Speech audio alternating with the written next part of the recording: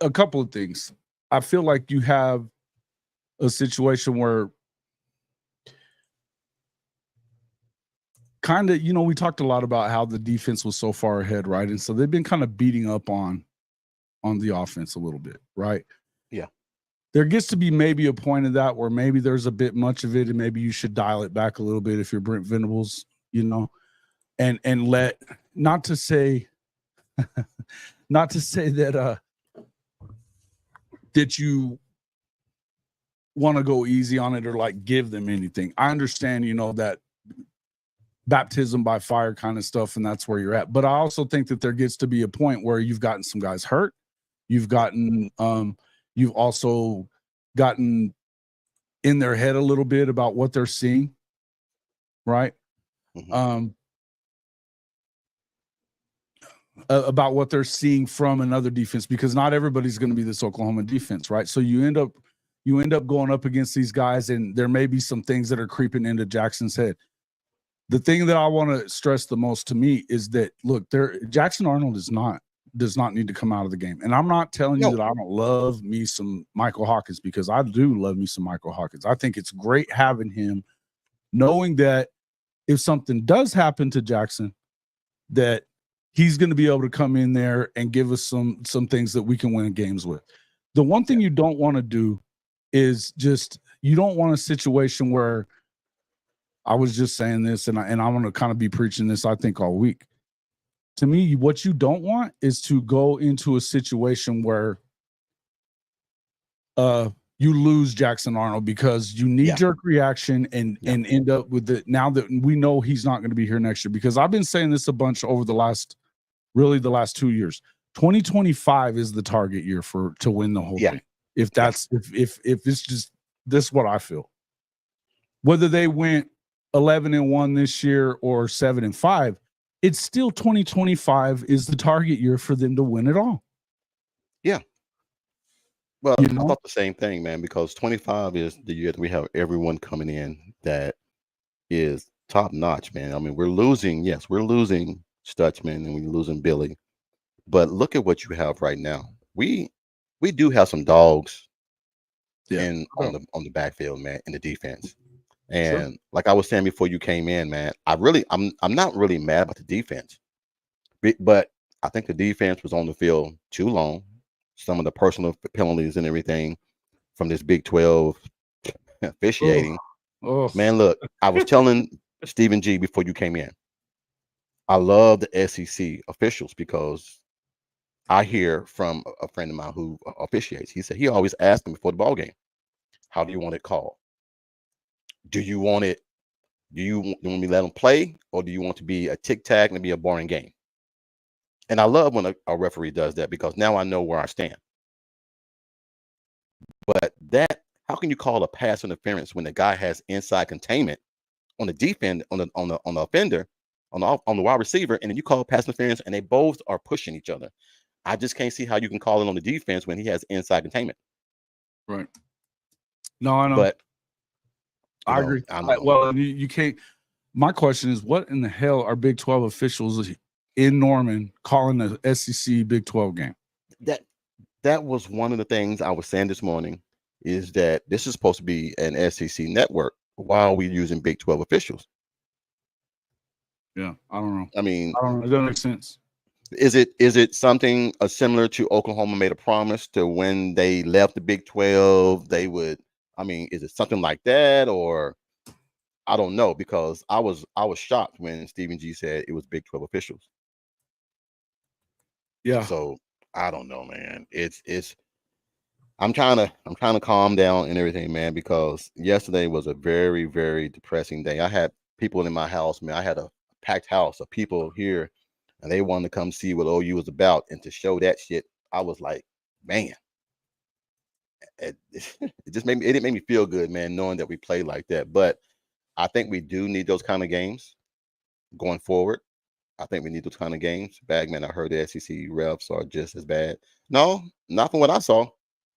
I saw them call that California and Auburn game, and they let California just manhandle Auburn, and they didn't say anything. So we know that the SEC is physical, and we know the refs are used to calling kind of games like that. So when you ask a Big 12 official team to come in and call an SEC game, you're going to get games like this. So yeah, it's I don't know exactly how the officiating. See, Garrett says the away teams get the officials. Okay, I don't know that you could be right, and I don't know. I didn't know that. Their way of trying to even I guess even it up or something like that, or whatever you want to call it.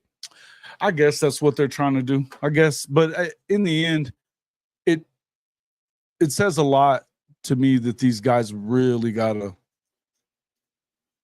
They got to get better officiating wise. You know what I mean? They just got to. Jason, good to see you on the side of a near. See ya. He definitely can't really. I was just typing that in, but I don't do well with typing and talking at the same time. So yes, thank you, Kimberly. I appreciate it. I'm still here. I try to multitask, man, but I'm not good at it either. I mean, we escaped an ugly Saturday for football when they win next. Now, I said to Jason before you came in. I said everybody's jumping off the bandwagon. Everybody's saying, "Oh, Tulane gonna cover now. Tulane gonna go in there. How much you in the bet? Oh, you going there, spank that ass now." Because everybody's jumping off the boat. Oh, you struggling? Oh yeah, it's Tulane's gonna come in there and keep it close. Cowboy's gonna say it. He's gonna say it for you. It's doom and gloom. It is what it is, and it's at the point where you got to think about it. And this was never going to be if. Coach, let me ask you something. As a coach, yeah. Game 1, game 2 of the season. Okay. There's things that you want to see. You've got benchmarks that you want to get to. I know, right? Yeah. This is. I can just remember. I can just remember back to whenever I was playing, and I played at a high school that, man, we won state championships. If you didn't win state championship, you didn't really. It's not okay. You know what I mean? Losing a game was not okay. And the expectations are high, and I know that, and I get that, and I think that's part of why OU is what OU is, right? Yeah, it's part of why OU is what OU is that the standard is the standard is the standard. Yeah, but in order to get to that standard, you have to start here, and you keep going up. If you look at last night, a lot of people are going to sit here and tell you that it's just the O-line, or it's just this, or it's just that, or we got to go with Michael Hawkins now, or we got to do this, or we got to do that. Guys, there's a lot of stuff going on. There have been a lot of little dinged up injuries. We haven't had the full complement of the offensive line that you want to see kind of going in there. Willie Fritz has been to Norman twice too many times. Yeah, stop playing that guy. I agree. Hey, not to cut you off, Jason, but I was telling Stephen G before you got in here. Willie Fritz reminds me of the old Bill Snyder, an X and O guy.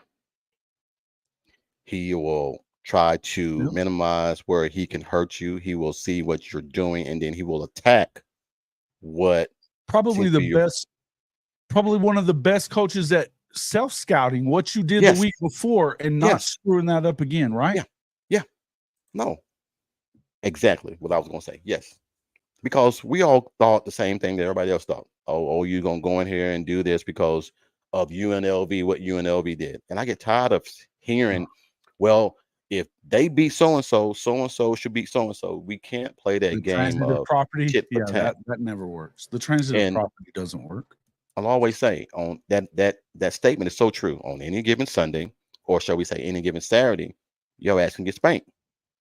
And you shouldn't play for a team. You should be playing to a standard. We always hear the standard is the standard. But we saw last night, man, that we digressed a little bit last night. We went backwards a little bit and played their kind of game. Did we though?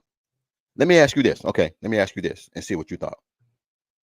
If they're in the 4-2-5, they pretty much ran the 4-2-5 a lot. Okay, their defensive ends was on the outside of our left and right tackle, on the outside. Their two defensive tackles was one to the left, over the left guard and over the right guard. And then they're blitzing the A gap. So what does that make you do? Makes Jackson roll to the right and roll to the left, where the outside containment is for the defense. That's what we saw last night. And that's why I was like, stop rolling outside, step up in the pocket. or just take the little dink and dunks. And then I will dink and dunk your ass to death, take 5 yards down the field, and then I will make you get out of that. Okay. But we didn't. And I don't want to sit there and say it's the OC fault, because Jackson has to be able to audible out of some of these things if he's given the privy to do those kind of things. But he don't have the weapons and the people that he's practiced with for the whole fall season. So are we depth at receiver, and are we confident in the receivers that we have? Is a question to you. Yeah, I'm trying to answer it. I'm thinking about it for a second. So where I'm at on it, I think that right now it's all those things, right? It's not just that Seth is calling XYZ. It's not just that you have a new O-line at a lot of places and guys that aren't your anchor pieces in the spots that you would want to have them. But it's also, I think, as big a part of it. And man, this is where I'm going to get myself in trouble. I don't love the running back. I don't love the running back rotation. I don't know why it continues to be like what it is. And I think last year it was the same thing. I don't love what DeMarco does with that running back rotation. And I'm not sure that I love what was going on with the wide receiver rotation last night. And I'm not too sure who's in charge of that. True. Why is it that we got a bunch of shrimps out there playing at the X and Y position? That's not where you need them. You need big boys. I don't care if they're freshmen.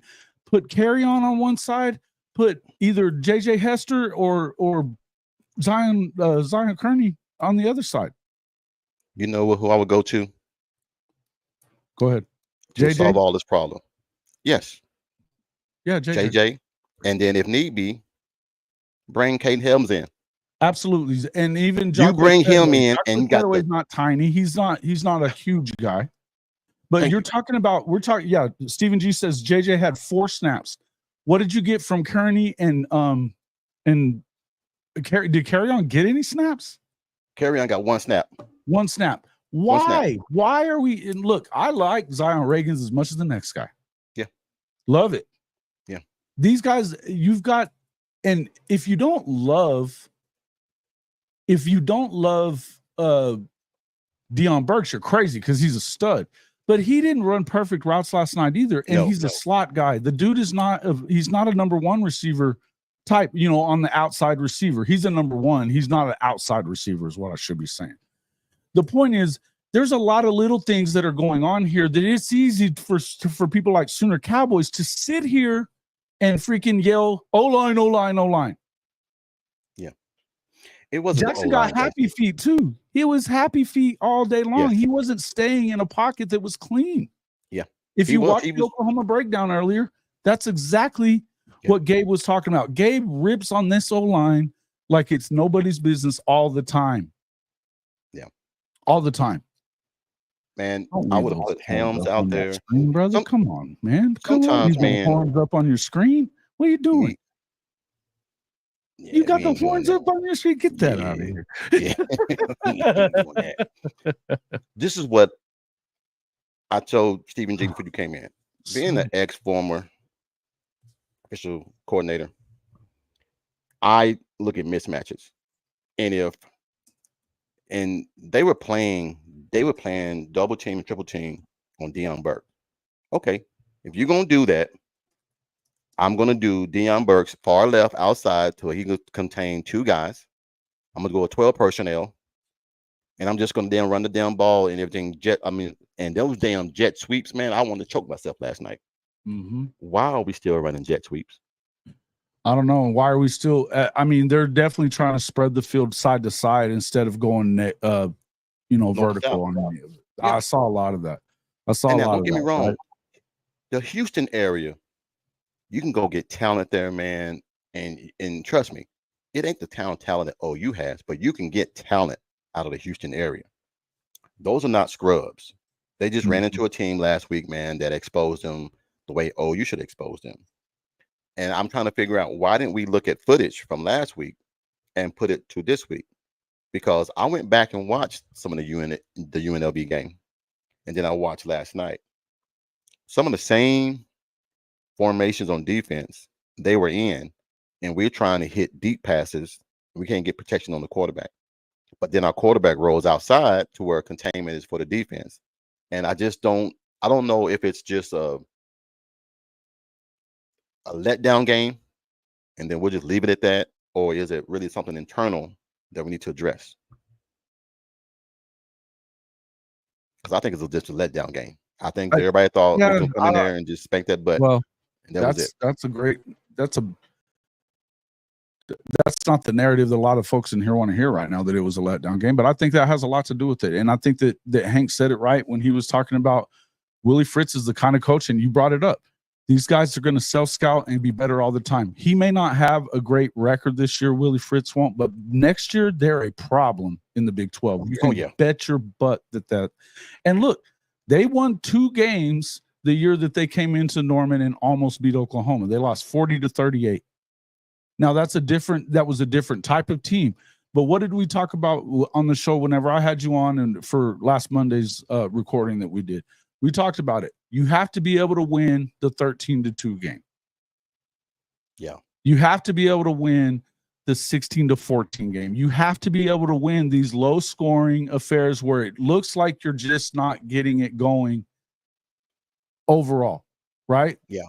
Yeah. And this is hard for Oklahoma fans to understand, and including me, by the way. This is hard for me. This is hard for you. We're not used to seeing this. And that is, hey, look, what I put there, you better have subbed to this channel. You're going to come in here and spew all this crap because you know that I can't get to you on my channel right now. You better sub to this damn channel. Yeah, man. I'm trying to just overlook it, man, but I don't have the patience like you do, man. I know that you'll just time them out. Get out. Put them in timeout. Put them in timeout. They need it sometimes, especially when that's all they've been wanting to do. That's all they've been wanting to do. And Trojan fight, oh man, this guy, bro, I cannot wait until USC does what it does. Man, because we all know what's coming. It's coming. Oh yeah. Look, man, Lincoln has won the big game at Ohio State because he had Baker. And then what do we do? Later on that season, lost to Iowa State, a team that we should have spanked. We was up 21 points at halftime, and then we ended up losing the ball game. So it's coming. Everybody know that Lincoln is going to go back to the old Lincoln and do the same thing that he always does. Mm-hmm. So hello, Jason. How are y'all doing this evening? Man, I'm doing good. I think Timothy Green. I mean, being a coach, man, I have to look at it from both sides, man, because I really can't put it all on the players. Sometimes it goes on the coaches, and I really believe what BV said. We played terrible that we should have lost the game. But you didn't. You didn't lose the game. Your defense stepped up. And that's the one thing that I'm very confident in. Yeah. There's a reason why they're going to have an opportunity to win every game.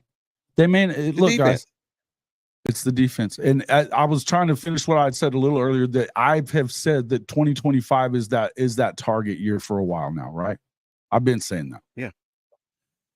Whether they were to go 11-1, 12-0 this year and get to the playoff or not, and you go 7-5, it's always been that time, right? It's always been 2025 for me, unless you run off Jackson Arnold, which there's a large segment of this fan base that wants to do that right now.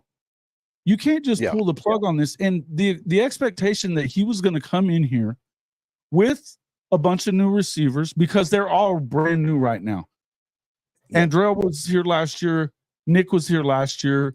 Jaden Gibson's out for the season. You've got a couple of JJ Hester's been around, but he hasn't really been a player. He hasn't been a guy that's been in the game much. He's a guy that you would hope that he's got a little experience, a little, time on him. He should be better. Right. And so Hank, listen, and look, that's not the team that they have over there, but they're a little better than what you saw in week 1. And I'll tell you another thing, that UNLV isn't what you're used to seeing out of UNLV either. No, man. They've got a hell of a head coach, and Brennan Marion's one of the best offensive minds in the country, period. Exactly. And they put up 27 on them. 27. Yeah. Oh, okay. It would have been great if you see Oklahoma get to 27 last night. I would agree with that. The bottom line is that there were some things that could have been done. you're gonna have to be okay if you really want this thing to be what it is, and you really want them to turn this program into a championship program.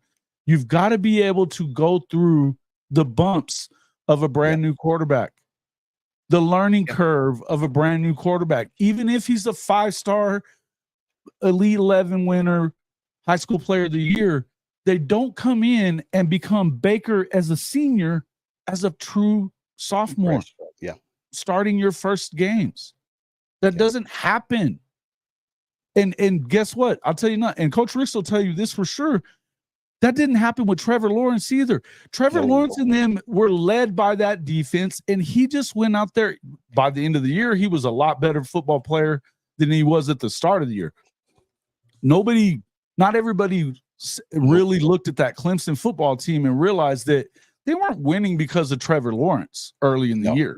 They didn't really win the Natty because of Trevor Lawrence. They won it because Trevor didn't make mistakes, and he would hit, and they had ridiculous talent at every position too. But they won because of Isaiah Simmons and because of that nasty D line and secondary that they had that wasn't giving up nothing. What did they give up in that championship game? Think about it. They gave it like 16. Yeah, to Alabama. To Bama. And they had all the talent in the world. They were leading. They were either top 3 or top 5 in the offense that year. Alabama was, and they got 16 points. Yeah, and beat them 33-16, or was it 43-16? 40-something to 16. Yeah, listen, he looked great, and everybody was talking about Trevor Lawrence, and he should go win the Heisman next year and be the #1 pick, and blah blah blah blah blah blah blah. And he was all those things. He didn't win the Heisman, but other than that, he was a #1 pick type of guy, and it is what it is. But there's a lot of things. Kim is saying it right here. There's a lot of little things that are going on. The deal with DeMarco, I would tell you this right now. I don't love his demeanor with these guys all the time. I don't mind you coaching them hard. I don't think they mind you coaching them hard. I don't think that there's a rhyme or reason to what he's doing with the substitution pattern. Yeah. How is it that Taylor Tatum isn't in that game more last night? Yeah. I don't understand it, because he averages. He came in the ball game, man, and immediately got 10, 15 yards. And he's averaging 6 yards a carry. Nobody else is. Hey, Stephen G says, Jason, I said this earlier to Coach Ricks. For the first time in my life, defense won us a game solely on them.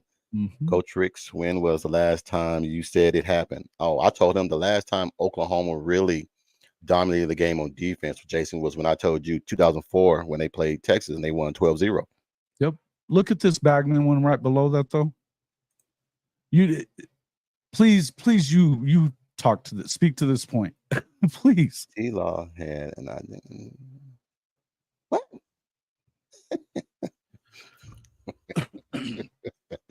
Hey, you're talking about them at the end of the season, Bagman. Yes. You're talking about them at the end of the season. I'm talking about when he became the starter.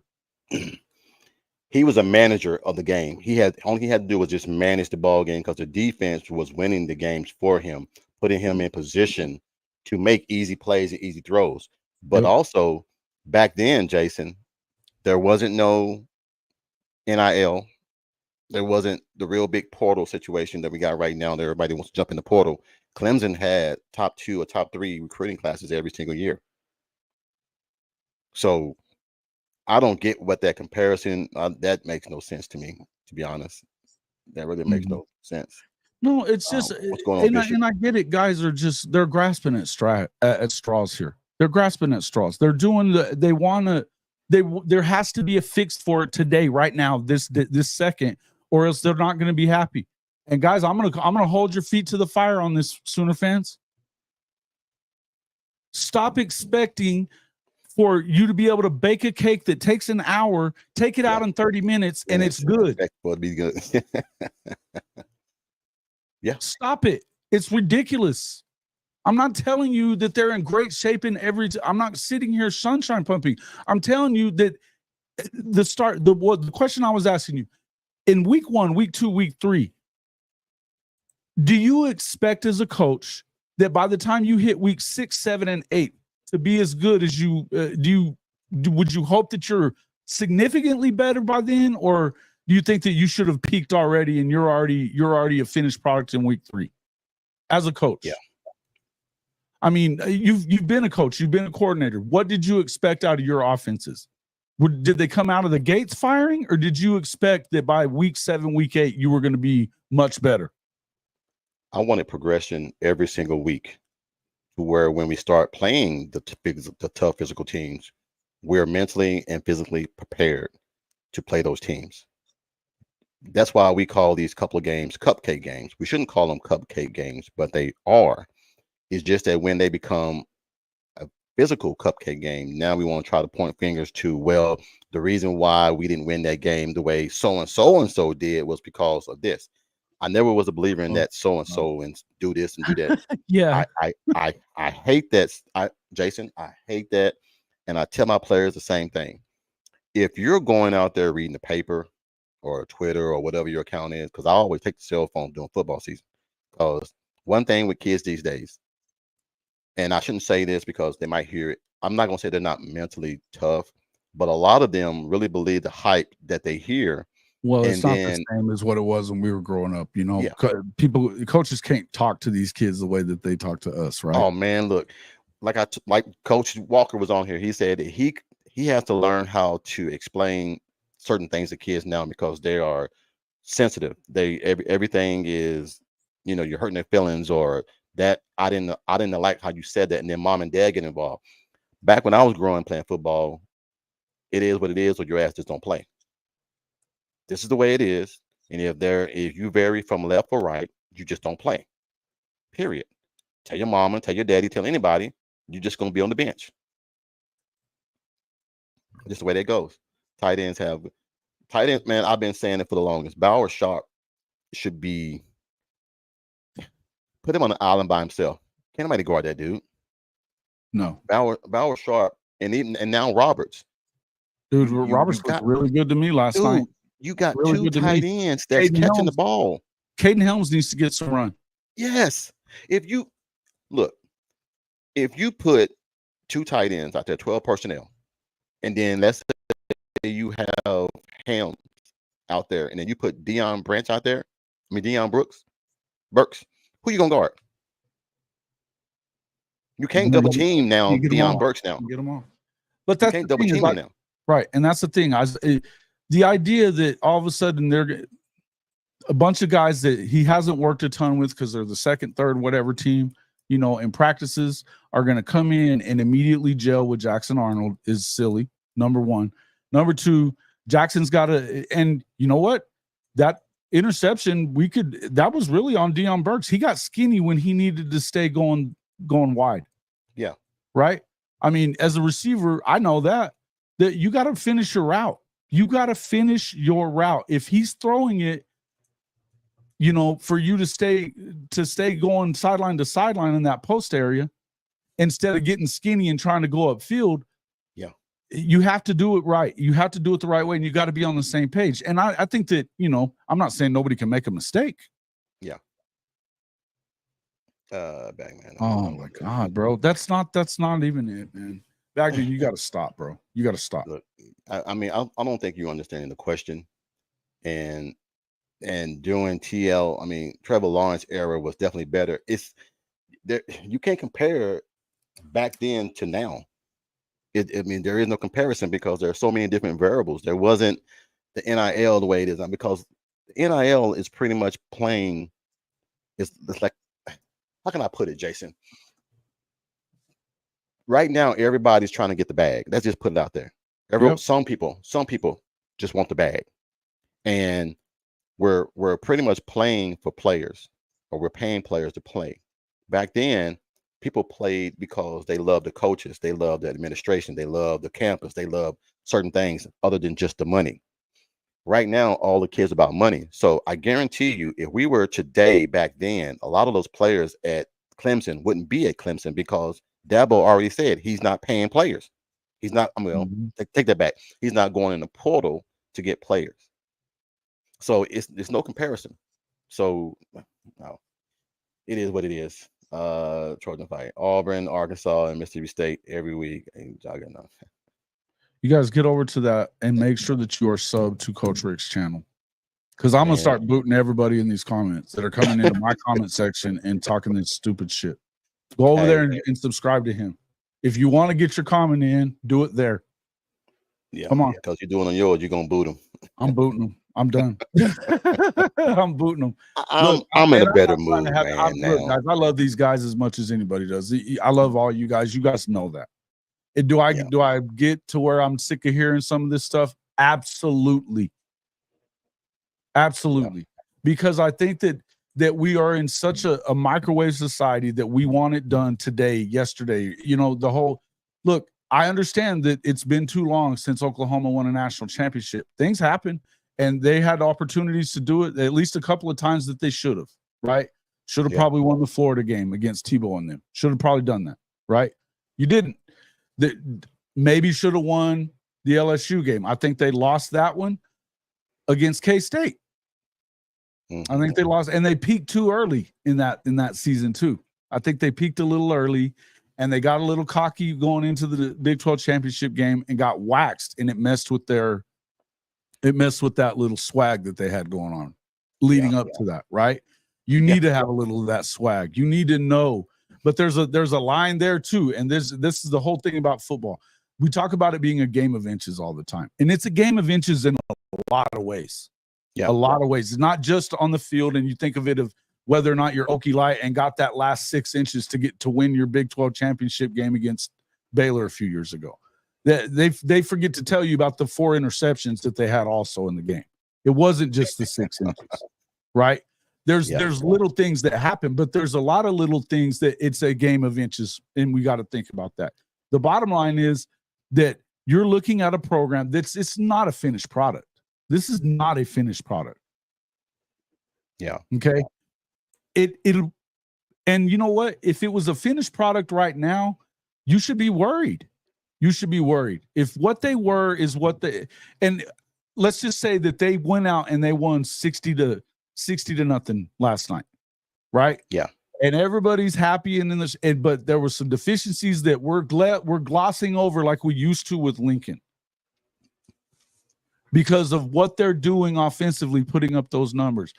I'm telling you that you just had it up on the screen.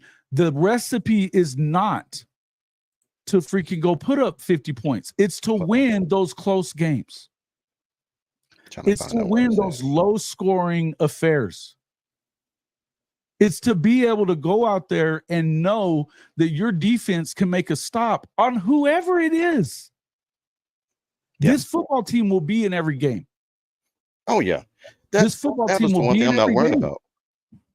That's one thing I'm not worried about is the defense. I'm really not worried about the defense. For some reason, the defense is going to. I think we left them out there a little bit too long. Yeah. I think that some of the personal fouls and everything, penalties that we got, took away opportunities because we gave it the one touchdown off the pass interference. The next play, we had a blown assignment in the cover 2, and the guy went down the sideline, end zone, wide open. So if you take away that, and then you take away because both of the touchdowns came off of pass interference or personal foul. Well, they only gave up one touchdown, but yeah. Yeah. Well, I mean, the one where they blown assignment, that was a touchdown. Right. And then wasn't there another one? Well, the blown assignment was because they were booing about the blown call. Yeah. And Billy couldn't get the call over to RSJ, and he missed the assignment. He didn't know what his assignment was because Oklahoma fans were loudly booing the interference call from the play before, and so he didn't get the call from Billy. And that's the thing, and that's okay. These things are going to happen sometimes, right? But this is still the point that we're trying to look. If it's not for that, then they've given up a total of 9 points this season. And then again, game of inches, folks. Game of inches. Little things happen this is football. There's nothing. It's the ball is shaped odd so that you get weird bounces. Yeah, that's how it is. It's not a circle. It's not. You don't know exactly what the ball's going to do, or you have to put a certain spin on it. just because you set it up this way doesn't mean that it's going to all work out on every play. Exactly. Because the ball is oblong and supposed to bounce weird. And sometimes, and there are good coaches. Look, I love our coaching staff. There are good coaches everywhere. Oh yeah. Yes. And Houston is not devoid of really good coaches. They're not. You have to win. I think what he was saying, we're not an offensive juggernaut. He's saying that we need to win because it's kind of the same thing that I'm saying. Thunder OU Sooner is trying to say you have to go and get guys that you have to know that you got to play well for your defense. Your defense has to be what leads the way. And to do that, you're not going to be, if you're leading the way with offense, I think this is what I've been saying this on my channel, that it's all about that winning the game where it's maybe 13-2. Look, think about our national championship season. Josh didn't always have great games. We go back and think about that. His games weren't great all the time. They had a game. Texas A&M did everything but beat OU that year. Remember that game? Yeah, I do.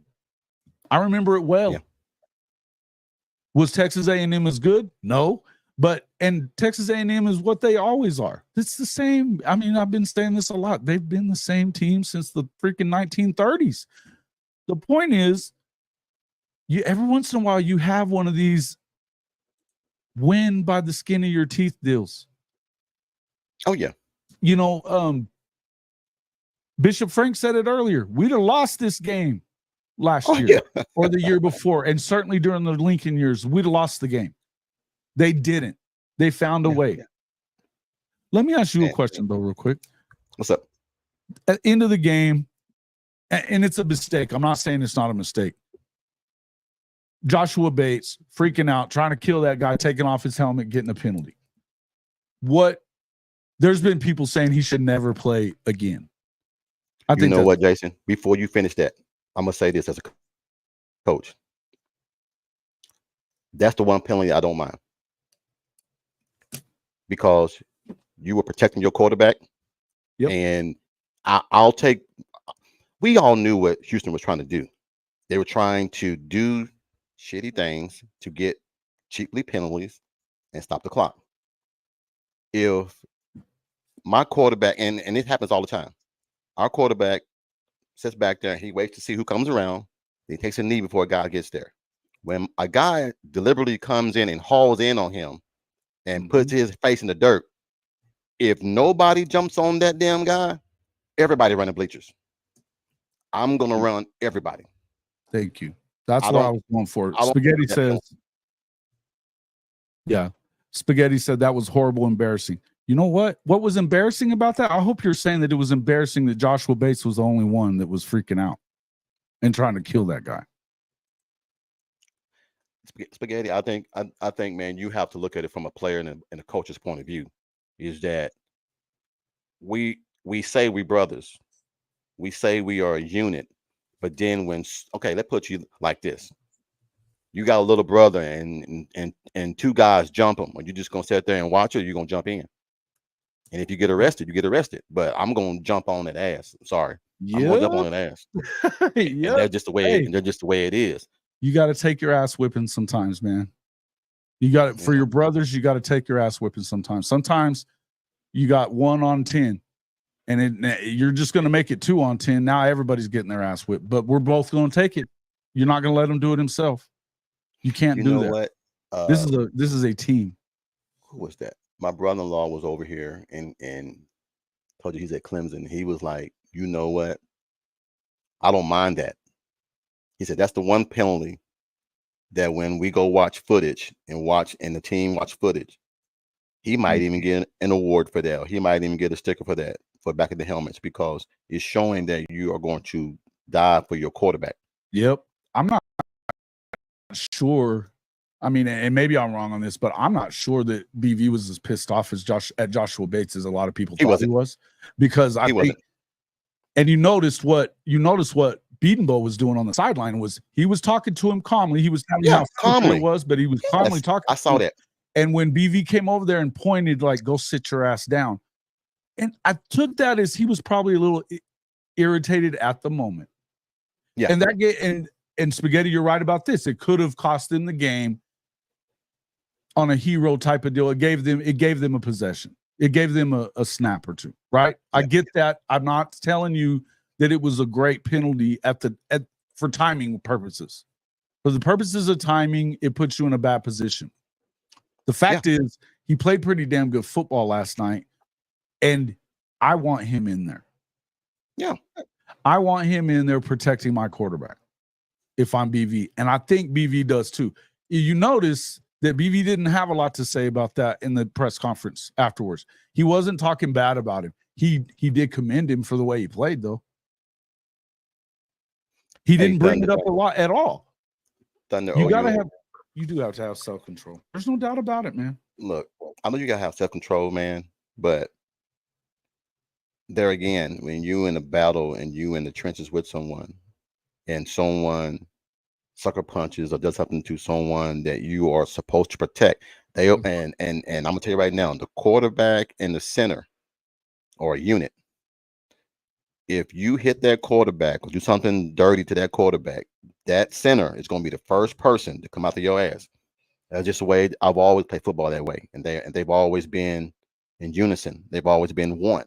So if you try to do something dirty to the quarterback, the center is going to be the first one that's going to hurt you. Yeah. So what do you think the guys in the past would have done, folks? What do you think the players that we look at as the best of OU that are in the league right now? Think about the line.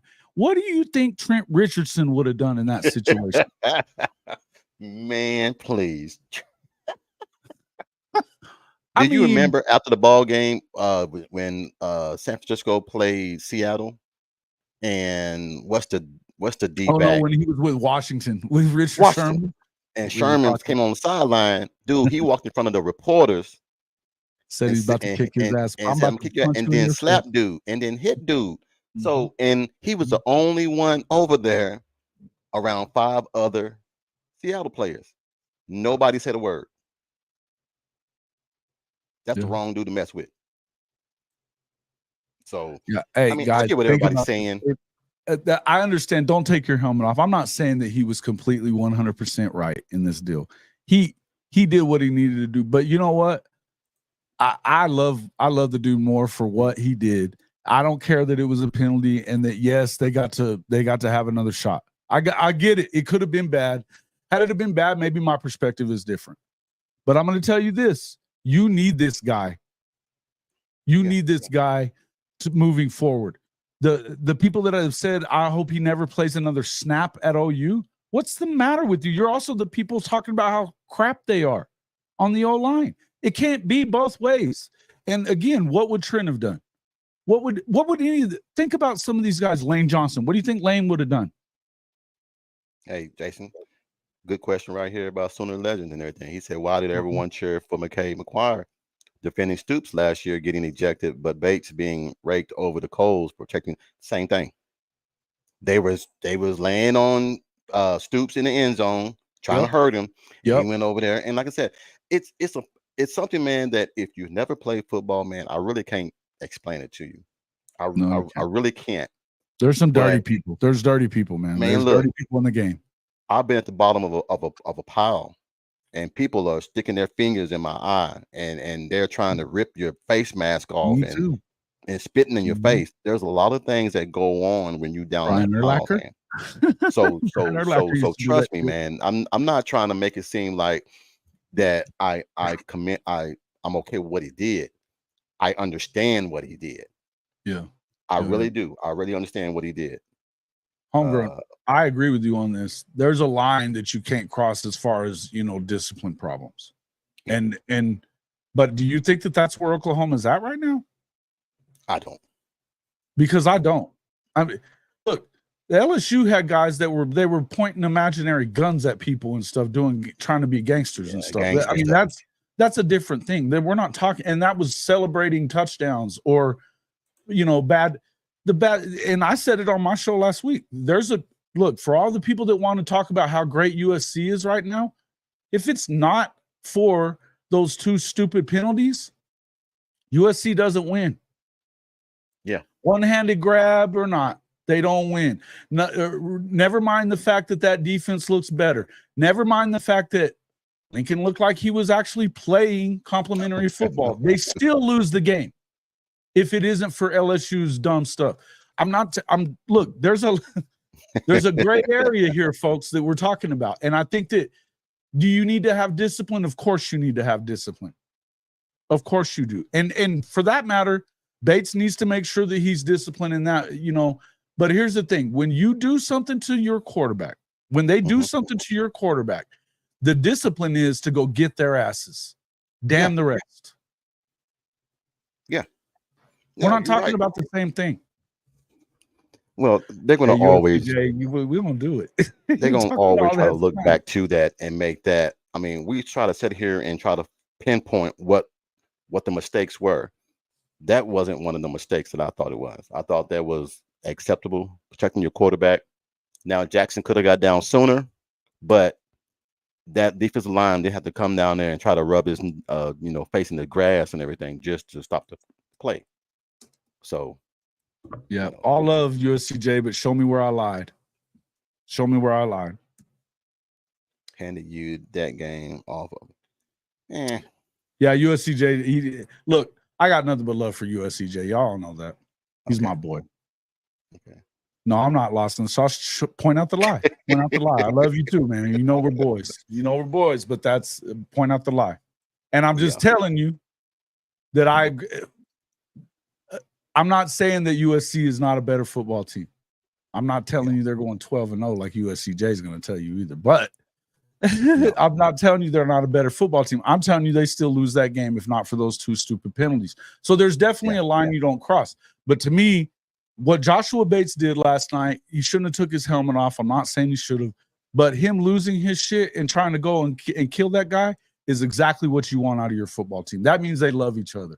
And they're gonna fight for each other in tough situations.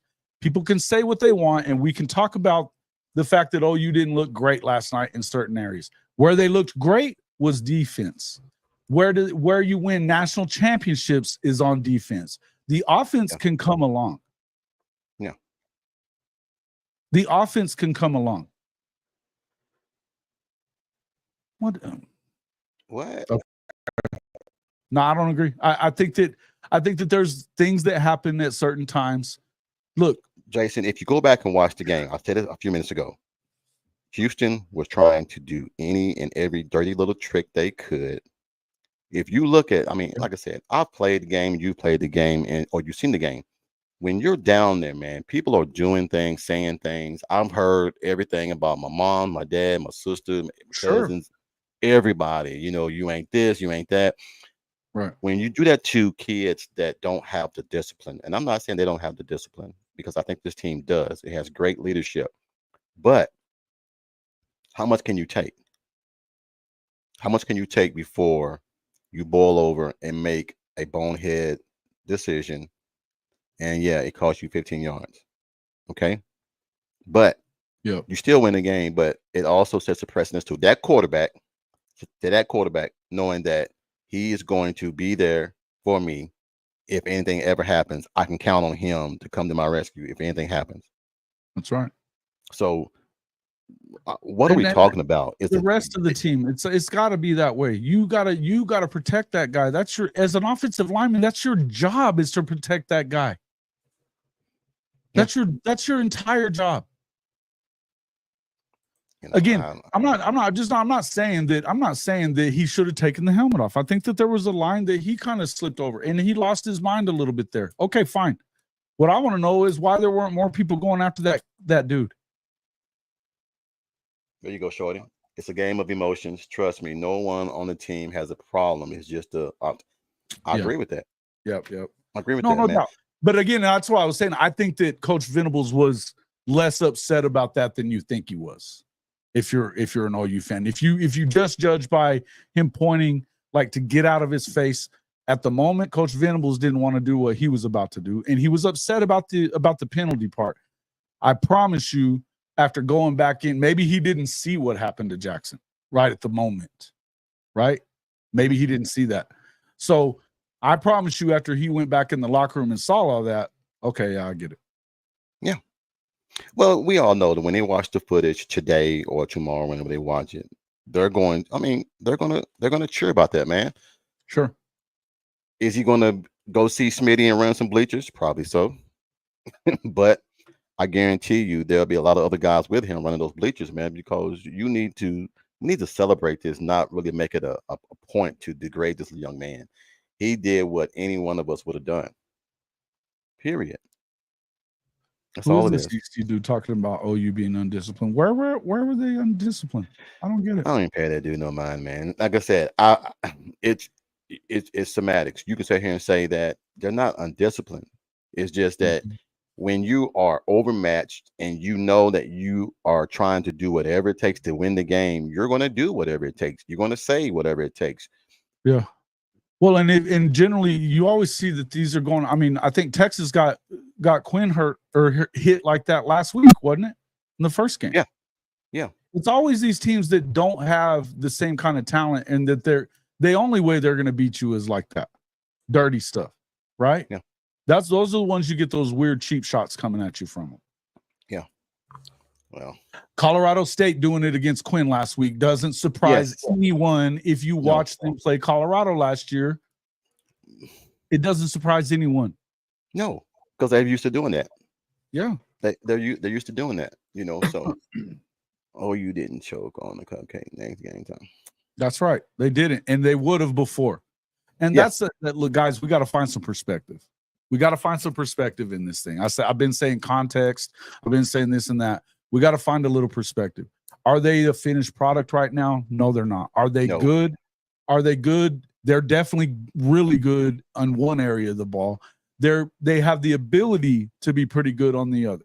When you get some of these guys back, like Nick Anderson, or maybe they start playing some big guys, in place of them instead of just putting a bunch of short guys out there. When they start playing Taylor Tatum instead of having guys like Javonte running right into the back of a blocker, then maybe things are different. Okay? There's things that need to be worked out. I'm not telling you that there isn't. I'm not telling you that last night was a great look for Oklahoma. It wasn't. But 2-3 years ago, they lose this football game. Yeah. They lose this football game, and they put themselves in jeopardy of making it anywhere. They're not there yet. We can sit here and look at, and we can do the transitive property thing, and look at what Tennessee did. They beat the brakes off of NC State. Which one of you folks in here believes that the ACC is very good? I want to know which one.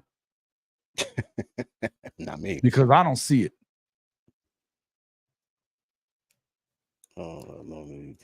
Yeah, that's right. Thank you, Shawty. Thank you. And this is what I was just asking Coach earlier. The expectation is that you're better in week 8, 9, and 10 than you are in week 1, 2, and 3. The hope is that you're much better. Progress every week. Every week. That's all it is, man. So, hey, man, shout out to Stat Guy, Shawty, USCJ, all you guys that are popping in here on my channel. Make sure that you go over to Coach Rick's channel. It's at Coach Rick's.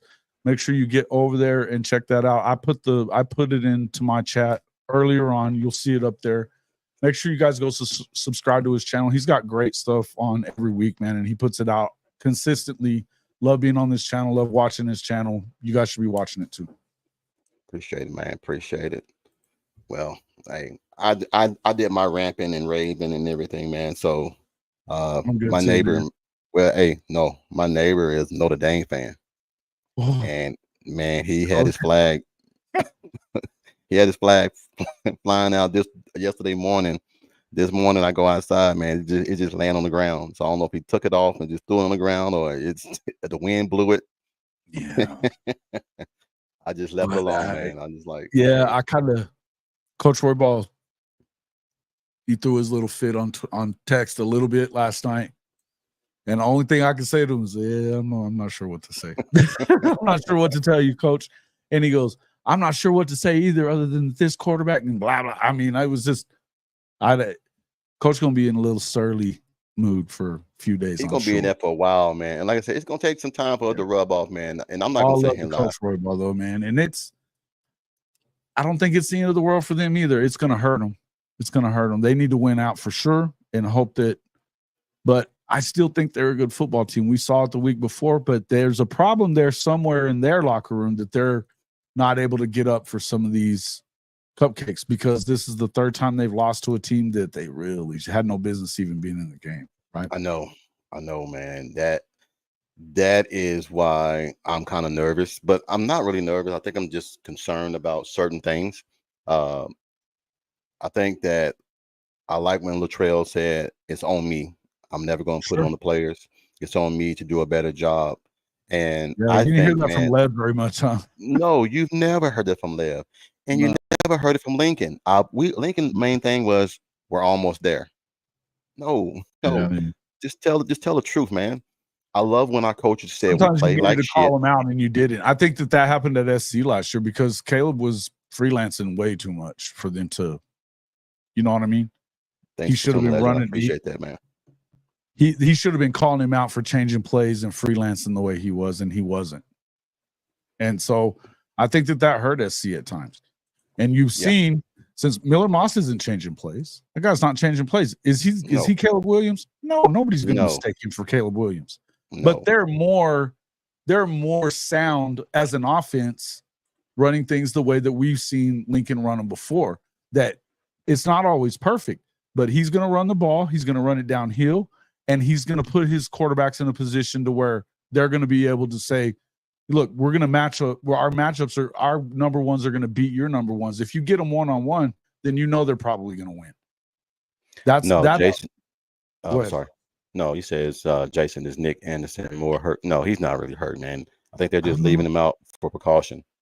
Yeah, I kind of think so too. I think it's time to get him back in if he's not. We're going to find. I think they're going to get him back next week. We find that out this weekend. If he's not in this weekend, yeah, probably so. He's not ready.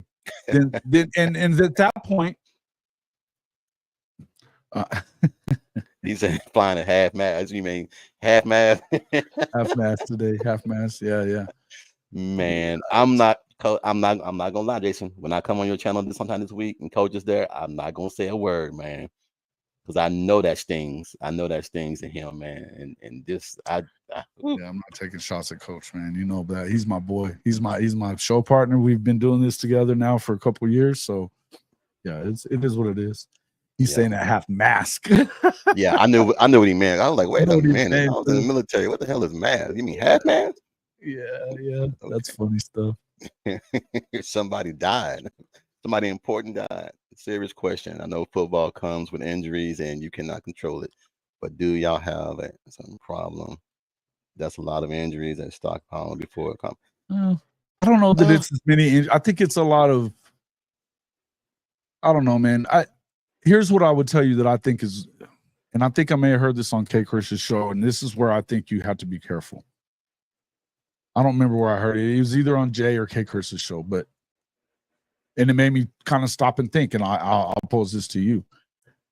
This idea that if they're not hurt to the point that they can't play and you're not playing them anyway because of precautionary, whatever you want to call it, or that you don't think they're good enough for you to play them, or that you can beat them with your second and third teamers, that kind of will permeate throughout the locker room is, we're not that good.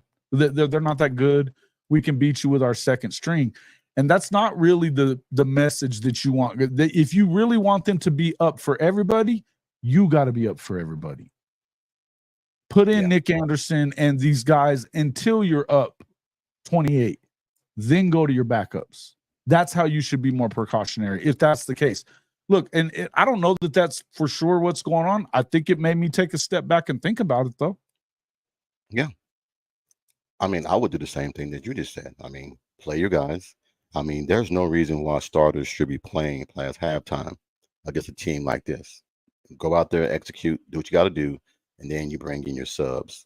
And then you let your guys get that type of play time and that type of execution. So when you need them down the road, that's when your Michael Hawkins come in the ball game in the third and fourth quarter to get him ready for games down the road if you need him. But to have to fight the whole game and not play well doesn't look good. But at the same point in time and everything, it shows that we can improve on certain things, and we need to improve on certain things. And it's not a real big thing, Jason. I'm not gonna sit here and lie to you, man. I watched that damn game 4 times. Well, you get a wake up call, right? You get a wake up Yes. call, right, from this last Yes. night. I think you get a wake up call from it, and you probably last week they were probably like, man, the fans don't know what the hell they're talking about. They're bitching about 51-3. You know what I mean? But this week, okay, now maybe they're not that far off. Stat guy's asking if we already, he said, do you think it was more on the play calling or just performance? I don't think it was any one thing, Stat. I think that there's little things that are going on with the new offense. The offense is similar to what it was. There's little changes, but you've got a new quarterback. There was a lot of new linemen. The lineman wasn't really the issue last night, but there wasn't anybody in the game last night very much that at the receiving core that had been on this team last year or even have been paired up with Jackson a lot to where they have a great chemistry, I would think. I think there's a little Coach I and I were talking about it on his show last night, though. Jackson had happy feet. There's no two ways around that. Oh, yeah. He was leaving a pocket that was clean. And that's not me saying that Jackson sucks. That's me saying that those are things that have to get corrected. I believe they will get corrected, but these are things that have to get corrected. I also think that I don't understand why play calling. Yeah, I could go back and try to dissect the play calling. I think I would dissect the substitutions more than anything at running back and at receiver. I don't love their rotation right now at either position. I'm gonna tell you right now, man. Javonte Barnes, man, he's running physical. He's running hard. I don't know what happened. I don't know if he's trying to prove something, but he's running hard. And I think if he can just get the gap and hit it, and he looked good to me. And like I said, I haven't seen him do that, man, since he was a freshman. So I don't know. Yeah. Let's see. Yeah, and Danny Stutzman's a stud. Yeah, he is. Hey, they were talking about him on the SEC network this morning. They were talking about him this morning. He is definitely showing the SEC that he's All-American because that's all they were talking about this morning, the SEC network and everything. Well, he had 15 tackles last night, 10 of them in the first half. Anytime that something's going on, he's diagnosing and blowing up the play. Same with Kip Lewis. I hope his injury wasn't real bad, but it was really he did a great job. Yeah, and Fries, if you want, you should make sure that I think you're on my channel right now. Make sure you guys jump over to Coach Rick's. It's at Coach Rick's right here on YouTube because we're streaming to both places. Make sure that you guys are getting in there and checking him out and subscribing to his channel. His channel hadn't been up long. He's super consistent, doing a lot of work. You guys will like his channel. Try to. I got a lot to live up to. Doing a great job, brother. Loving it. No, but I do think that there is some differences with the play calling. I also think that there's more to it than any of it. If we're trying to pinpoint one thing, I don't think you can do it. I don't think you can. I think that one thing begats another sometimes. There's just certain things that it can snowball on you a little bit. I think there's I don't love their substitution patterns. I don't. No, I don't understand. And look, man, if you guys have watched me, you know that I did not like DeMarco's substitution patterns last year. I didn't like it. Well, I'm not going to say that live, but I know there was things that happened in the locker room that they didn't love it either. Just put it that way. The point is, there's little things that need to be cleaned up. And Seth and Joe John are working on what they're trying to work on. They were kind of part of it last year, but I think that if you're Seth and Joe John, you need to get it under control and be like, look, if we are okay to play freshmen on the defense anywhere, then we need to be okay with playing freshmen on the offense too when it comes to that running back room, DeMarco. I don't care how much you love Javonte or Gavin or those guys. If they're not the ones that are averaging the most per carry, we need to find out who Taylor Tatum really is. Because guess what? DeMarco, you were a freshman ready to rock and roll. AD, freshman ready to rock and roll. Yep. Joe Mixon, freshman ready to rock and roll. Now, he wasn't going to play as a freshman for other reasons, but the point is he was that guy. Yes. Some dudes are that guy. and that's Taylor Tatum. He came in the game last night, man, and he immediately started busting the holes and everything. So do you think it's more of seeing something different? Do you think it's more of just hitting the hole a little bit faster, or what? Or is the vision just a little bit different? I think that Javonte is the kind of a mixture. I look, man, he's running with violence, so I don't want him to not play. That's not what I'm saying. I'm saying I want to see some carries for Taylor. Gavin doesn't seem like he's seeing it as well right now. Right? And I mean, you know what? Sometimes these things go in waves a little bit with running backs. But I think that Javonte, we want to see them patience hit the hole right, and then get through it. I love the violence he's running with. But I also think that there was times that, maybe the play calling, they could have ran the ball a little bit more. Right before the half, giving them the ball back, there's no way that should have happened. That drive took 15 seconds to go 3 and out off the clock. I'm going to answer this question. So, Jason, if it's multiple things that's wrong with the offense, do you still like your 9-3? Before you answer that, Jason, I'm going to say this. What 3 teams going to beat them? With the defense that you saw yesterday, what 3 offensive teams do you think is going to beat them? I can only see 2 that could beat them. That's Tennessee. That might. I said might. I didn't say could. Might. But Nico ain't seen the defense like last night. You can't just put it on what they looked like against NC State, because ACC football teams are not. Exactly. So it is what it is. I still say 9-3, 10-2, because as we saw last night against South Florida, Alabama struggled until the fourth quarter. Yeah, that was that final score is me. not indicative of that game, right? It's not indicative of what that game was. Yeah. Now, what I will say, and I'll answer it, is it's early. It's early. Right? Yes, and they're 2-0, not 0-2, but it's early in the year, and I still believe that they can. Look, there's not enough dudes that we know are never coming back this season that tells me that they can't get to where we expect them to get to. There's not. Okay, I know they're going to get Nick back. They're going to get Andrew Anthony back full time. Andrew played a few snaps last night. Means he could have been in the game. They just didn't have him in there. That I have to ask the question why. Okay, I have to ask the question why. Why is it, if Nick's ready, Nick needs to be in? And if we are doing that, where we're holding them out because we don't think these teams are good enough to stay on the field with us, then that is definitely not the message that you want to send to your locker room. Okay, that's not it, because they haven't won anything just yet. Did anyone see Bama's prolific offense again? Yes, these things. Look at, hey man, Oregon and Boise State, they did everything but lose that game. I was, before you jumped in, we were talking about that, me and Stephen G, and Dylan had to throw the ball 43 times. In that game. And the only reason why Boise State lost that game, if you watch that game, Boise State was gassed. They didn't have nothing else in the tank. They were gassed. So they didn't have the depth that Oregon had. So they just pretty much just let them dink and dunk down the field to get a field goal. And that was it.